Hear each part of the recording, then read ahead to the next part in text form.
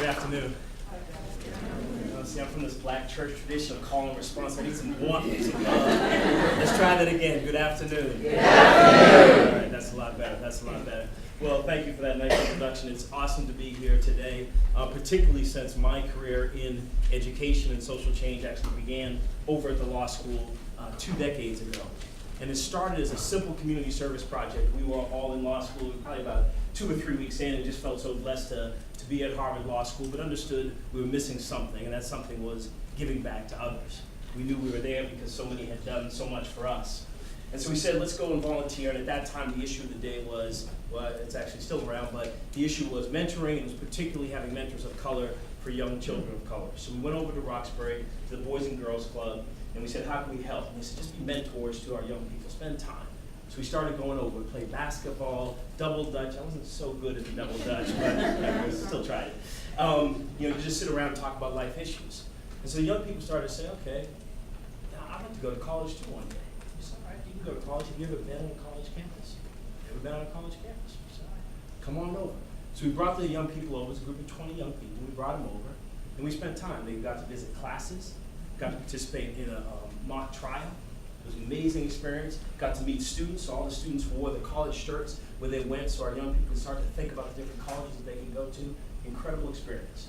So we took the bus home, and we talked on the bus, and we said, if you want to go to college, you got to do good, right? You got to stay on the right path, but you also have to work hard academically. Why don't you bring your books, and we'll bring our books, and we'll have a study session. 20 young people, middle schoolers, so 14, 15, and 16. 8th grader right here. And an 8th grader right there. Awesome. So they brought their books, and what we found is in that group of 20, these were young people who were getting A's and B's in school. In that group of 20, there was one young person that was able to read above a 3rd grade reading level. One person. So the bus ride home or the car ride home from Roxbury, we all were just completely silent. Because here we were, and we spent the last few months saying, the world's your oyster, just make the right choices, and you can be what you'll be, right? And we knew at that moment that none of the young people could realize the new aspirations that they had for themselves. And so that's why we created my first organization, Bell, named after a professor at the time, Derek Bell. And it was focused on after school and summer learning to really keep children growing. So flash forward, that's the micro. Can I press this anywhere?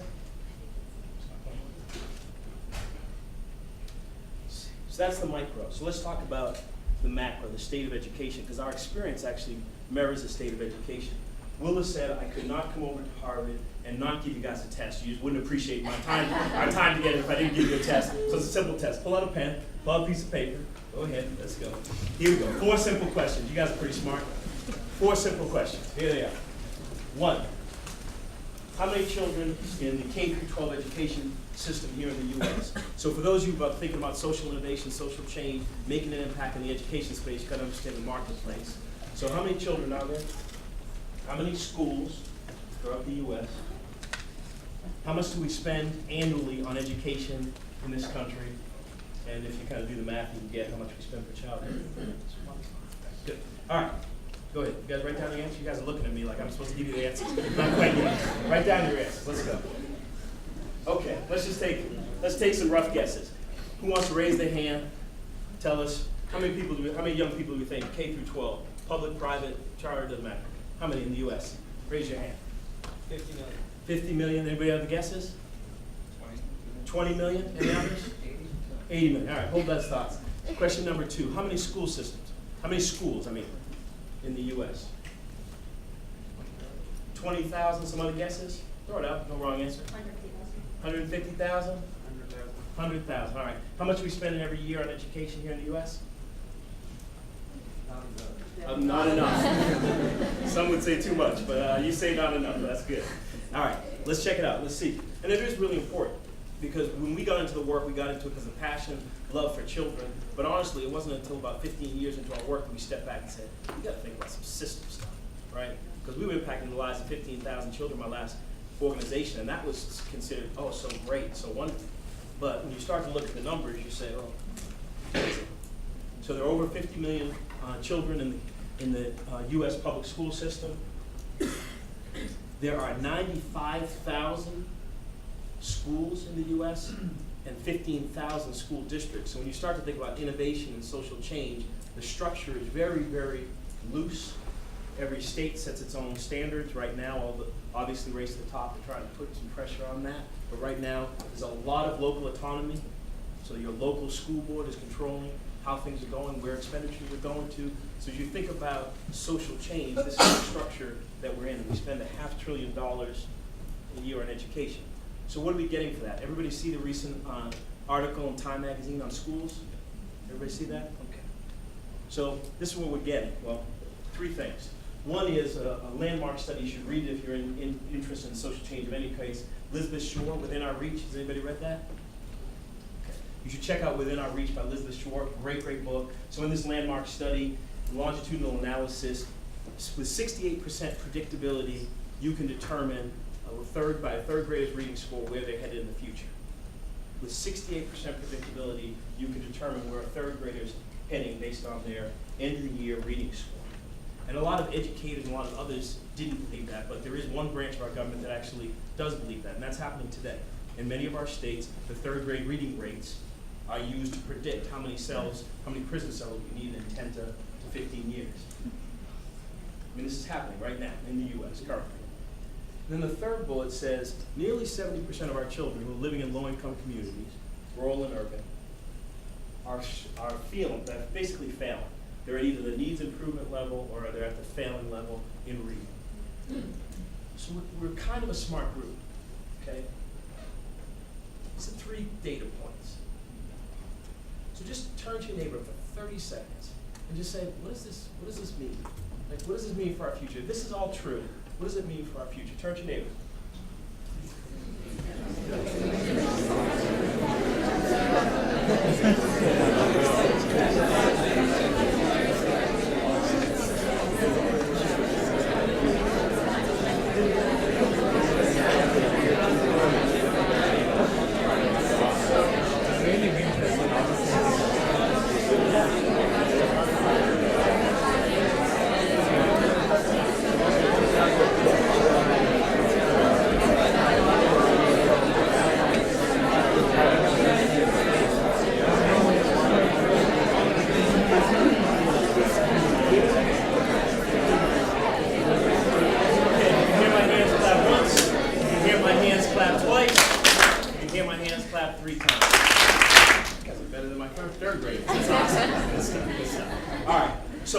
Just quickly, if this data is true, and we all know that by 2023, our school system will be majority children of color.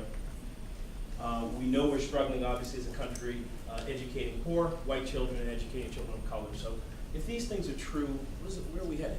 What do you guys come up with? Just 2 or 3 quick comments. Yes, sir. There's a huge opportunity to start a business in schools. There's huge. You can add value by training teachers and stuff like that. So this really means that I can make money improving the situation. You're from the business school, aren't you? Okay, you're not from the business school. So you see this and you say, hey, huge opportunity. All right, great. That's a great lens. Other lenses, yes. We're spending almost $100,000 per student from K through 12, and we don't give a damn about our investment.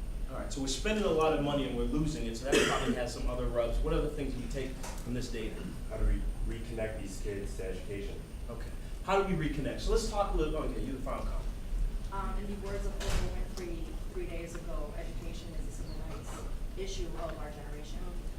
Some people believe education is a civil rights issue of our generation. Other people believe actually it will determine whether we remain a first world power or not.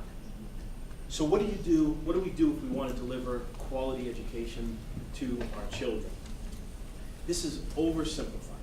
It's oversimplified. I'll state that right up front, but it's pretty straight on. There are really 2 major levels. That's it. If we want kids to do well, if you look in some of the best schools, you look where student performance is the highest, there are really only 2 major levers to move things for children. So if you're looking for a business opportunity and you want outcomes, then you better be looking at one of these 2 levels. And the 2 levels are people and time. So everybody's heard great schools have great principals. John Goodlad book about how you improve school performance. Clearly, there's recently been an enormous amount of focus on having highly skilled teachers. What's a highly competent teacher? The teacher who knows their content area, they believe in their children, and they're well organized, so they can organize information and share it in a clear way. So that's the people side of the thing. On the time side, there are two, and I learned of another, and which led me to my recent career choice, but there are two major ones that I had seen previously, and I had left this like this because we're talking about school age success, but I'll mention the third. And so that is, in the 90s, we kind of expanded classroom periods. They went from 45 minutes to 90 minutes because the thought was less transition, less wasted time, more time for learning. That didn't really have that much of an impact. It helped with a little bit of behavior, but not that much of an impact on educational outcomes. There's been a focus recently on extended learning time. So how do you extend the school number of days? Children who are attending school in India and China go to school 30 to 45 more days per year than our children. So over the course of a K-12 education, that's 2 to 3 more years of schooling the children are getting. So they're looking at extended learning time. I think that's the wrong direction to go, and we'll talk about that later. And then the third one is, summer learning time. Recent study by Annie E. Casey said, actually, you gotta look somewhere else as well. Because 35% of children in the U.S. are showing up significantly below grade level. They're showing up 12 to 14 months below grade level. So if you're not focused on prenatal health, and if you're not focused on what's happening in the preschool years, from birth to 5, you may never get at this, despite the $500 billion that we're spending every year. I've been blessed to kind of focus my life. So I started off, created Bell, and we grew it after school summer to about 15,000 children. We read good to great.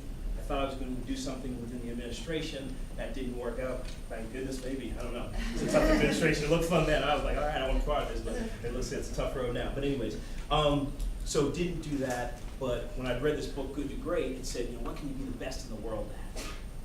And what are you deeply, deeply passionate about? And the thing I was most passionate about was summer learning. So 18 months ago, we started a nonprofit that was just focused on taking the summer learning program that we had built and see how do you scale that? How do you take something in the summertime, keep our kids learning, and build it to serve 100,000 children and then millions of children around the U.S. That's one organization that I lead. And then the other organization I'm the CEO of is Reach Out and Read, that is in the early education space. So working through pediatricians, about 30,000 pediatricians worldwide, nationwide, and focus on getting parents to read more to their children. So books go into the home, you get the advice from your pediatrician, and because your pediatrician says this is going to be good for your child's health, you do it. And so both are evidence-based programs, and that's where I'm focusing my time. I'll end with just a real short story of a mom, teen mom, and unfortunately, like too many of our moms, she found herself in a really, really tough situation. She was pregnant and single. She was really confused about what to do. Didn't know what to do, and so she talked. She's being raised by her aunt, as many of our kids today are being raised by their grandmoms. And they decided, she should go away, have her baby, and not have any shame around having her child. And to cut to the end of the story, that baby was me. And I went up for adoption in 1967. And in 1967, I went into my first foster home, and the statistics said for a black boy in the Massachusetts foster care system, there'd be a 70% likelihood that child would end up in jail by the time they were 21. So in 1967, I went into my first foster home. In 1968, I went into my second foster family. But all of a sudden, my path changed. And all I say to you is, as you're thinking about how you invest your careers and how you invest your life, the reason I stand here today is clearly because some donors chose to support my adoption agency, so they used their philanthropy to make an impact. Clearly because my social worker decided to protect me, keep me safe, and find the exact right family for me. And clearly because there were my parents, who obviously after having 7 children naturally born of their own, decided that they wanted to give back. There are a lot of different ways to affect social change. I hope that you'll use your careers, your life, and every ounce of your energy to help other children as I've been helped. Thank you.